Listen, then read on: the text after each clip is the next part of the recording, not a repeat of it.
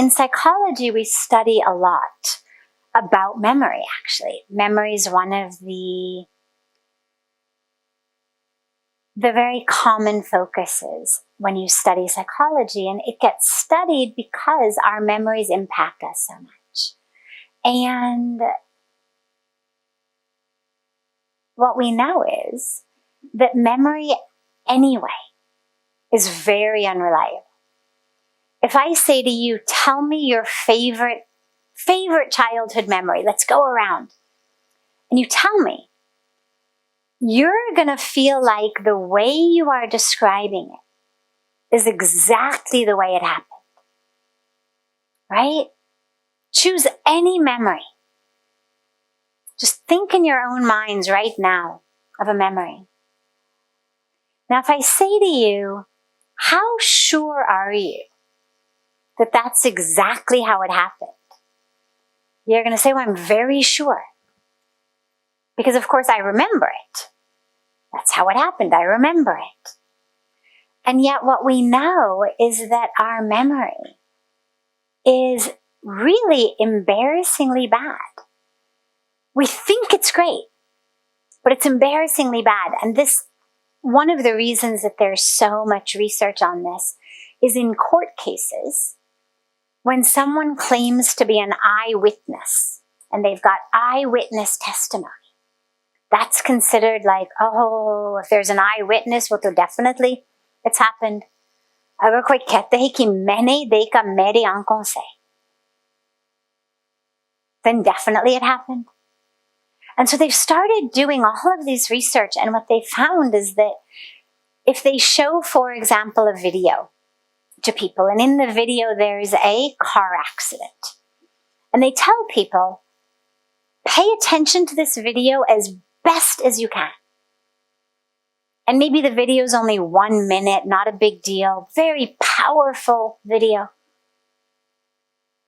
And then afterwards they say to people, approximately how fast do you think the red car was going before the accident? Now, some people may say 40 miles an hour, some may say 60, some may say 70. But the trick is, there wasn't actually a red car. The cars were blue and green or blue and white or something. But almost no one says there wasn't a red car. Everyone gives a speed that the red car was going. And then, if you ask people a week later, what color was the car that caused the accident, they will remember it as red.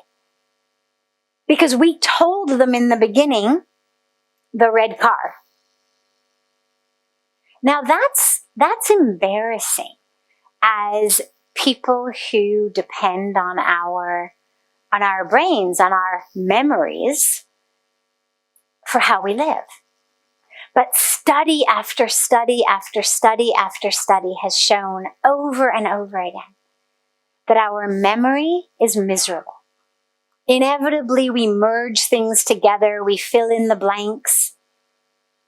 Over time, they get completely changed.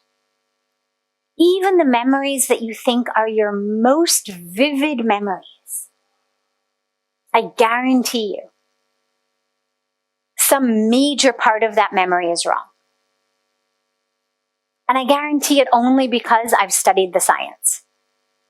And the science says we just don't remember the way we think that we do. So the person has asked, what do you do if you find out that one of your favorite memories isn't true?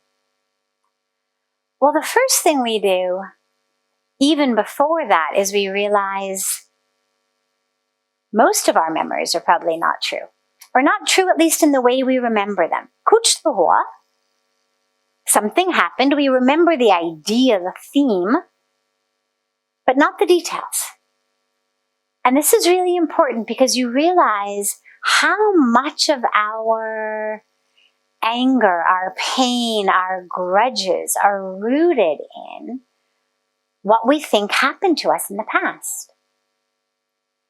So right now, whether your memory has already been proven to not be right or not, realize your memories are not nearly as accurate as you think. And that's beautiful, because it actually frees us up. As long as we think that what I remember is exactly true, I'm stuck.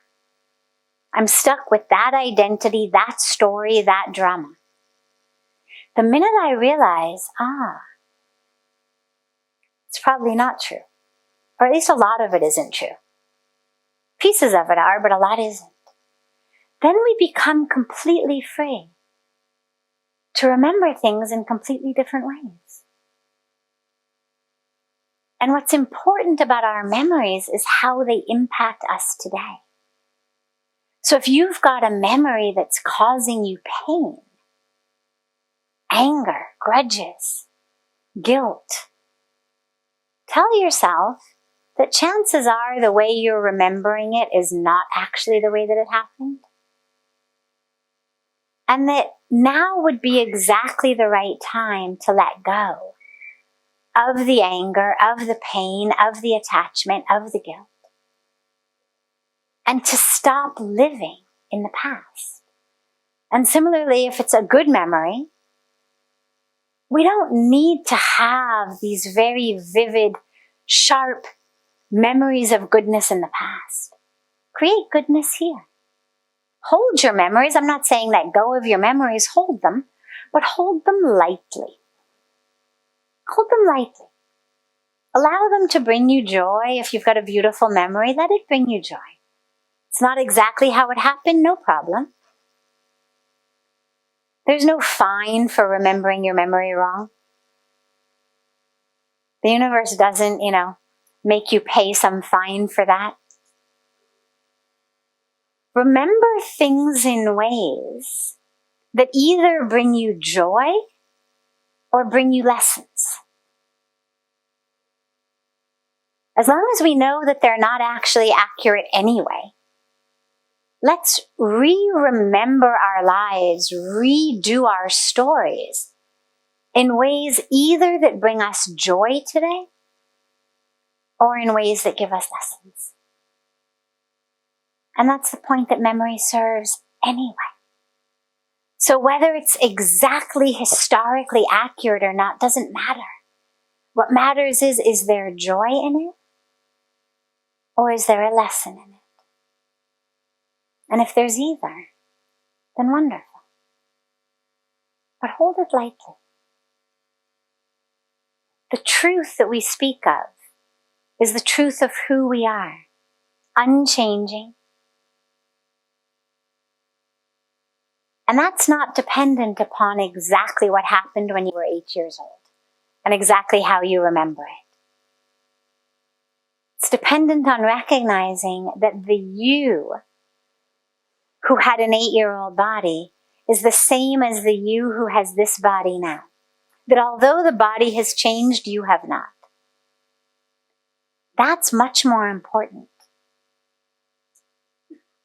than an actual memory of when you were 8 or 9. So it wasn't exactly how you remembered it? No problem. Didn't happen at all? No problem. Does it make you happy to think about? Beautiful, think about it. There's no rule that says you can't rewrite your life. Wasn't so good the first time around? No problem. Remember it differently. Tell your story differently.